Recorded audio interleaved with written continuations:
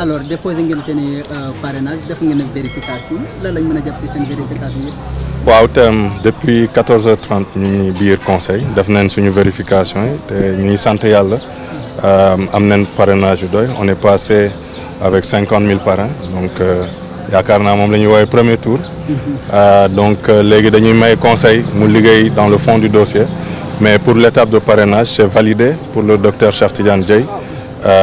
Et le projet que nous portons à travers la coalition président bu ñu bëgg. D'accord am ngeen 50 000 parrains da ngeen amoon ay rejet tamit wala.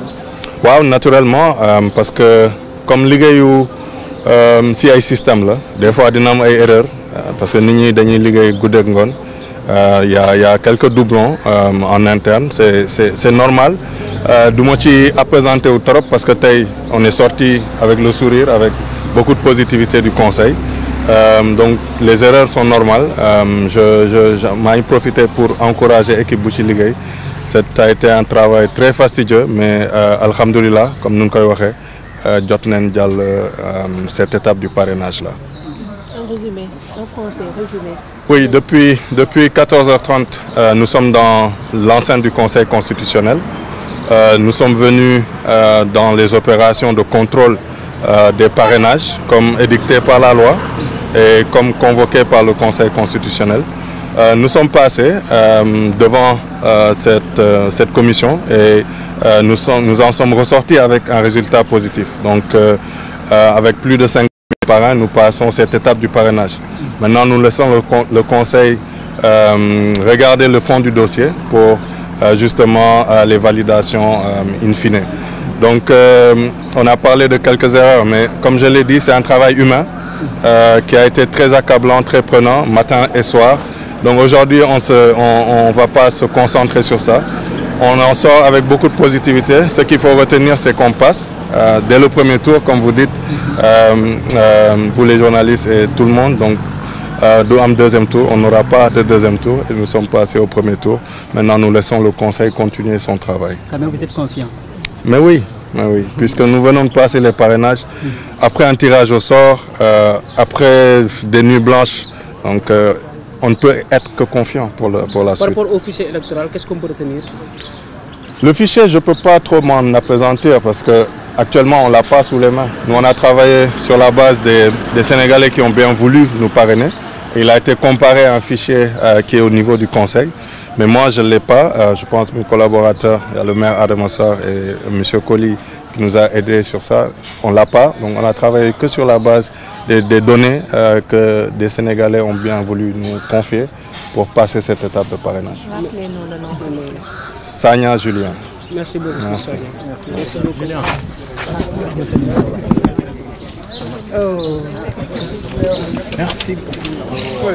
Kébé. Ah oui. Et mandataire. Monsieur le maire. Alors le maire Adama Sarr Kër Massar Nord ah. Oui. borom Kër Massar ñu ngi leen di. Oui, fay naa leen bu baax a baax. C'est bon. Ma ñëw ah. D'accord.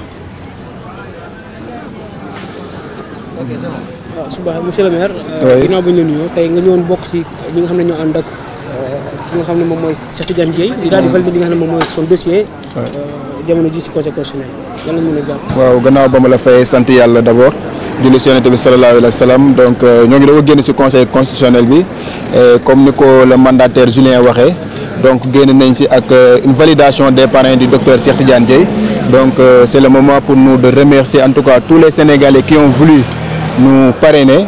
La tâche n'a pas été du tout facile. On a veillé des nuits durant pour que cette réussite puisse aboutir. Donc nous venons de sortir du Conseil constitutionnel et à ce qui concerne en tout cas le parrainage citoyen, Dr Cheikh Tidiane Dièye vient de faire une validation. Par rapport aux doublons, y avait-il des doublons de sa part? Oui, effectivement, comme tout travail humain, il y avait des doublons de notre part. Mais l'essentiel, ce que nous pouvons retenir, c'est que nous avons passé avec plus de 50 000 parrains, oui, alors que le nombre demandé, le nombre requis est de 44 000. Nous sommes passés avec plus de 50 000 parrains. Donc c'est le moment pour nous de remercier toutes les équipes qui ont travaillé nuit et jour pour que cette mission puisse aboutir ainsi. Nous avons par rapport à l'arrestation de Bilal Diatta, jusqu'à présent en détention.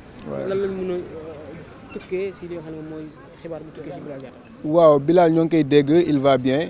Donc Keur Massar Sud xaw na am ay jafe-jafe parce que c'est une maire depuis presque 10 mois moo ngi dans les liens de la détention.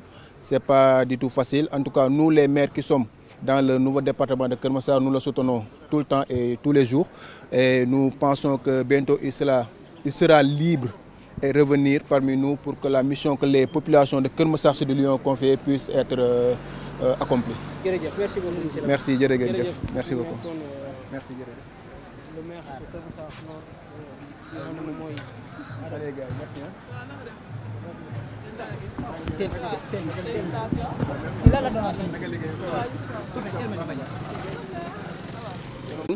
état bu parrainage bi jamono ji nag ñi nga xam ñoom ñu di waa conseil constitutionnel ñoom ñoo amee seen cëggal guy ngir mën a dugg au fond du dossier loolee nekk étape bu am solo boo xam ni moom pour le moment jàll na ko moom Cheikh Tidiane Dièye bi nga xam ni à part ki lee di Boubacar Camara moom moo ñëwaat daal di koy jàll d'office maanaam dès le premier tour bu ñu doon wax noonu lañ koy mën a waxee.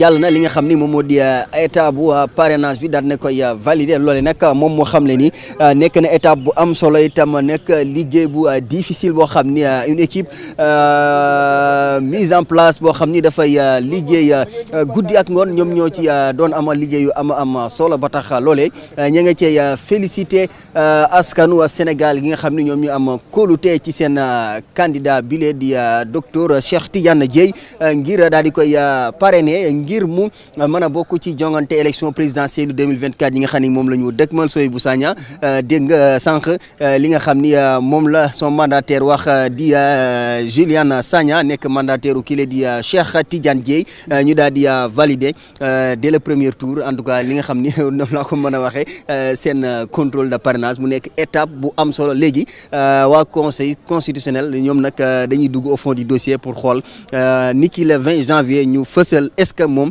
dina mën a bokk ci mbër yi nga xam ne dañuy samp seen dënd laaj réewum Sénégal pour wutu président Macky Sall foofu la ca palais présidentiel. Alors j'ai bien fait d'inventer ce mot premier tour, deuxième tour pour les candidats parce que il y a ajourné, on va ajouter aussi ajourné. Il y a 4 qui sont ajournés, il y a 2 qui sont passés d'office, il y a encore pour le moment il y a 4 ans, normalement 3 qui sont passés au deuxième tour pour le moment. Hein.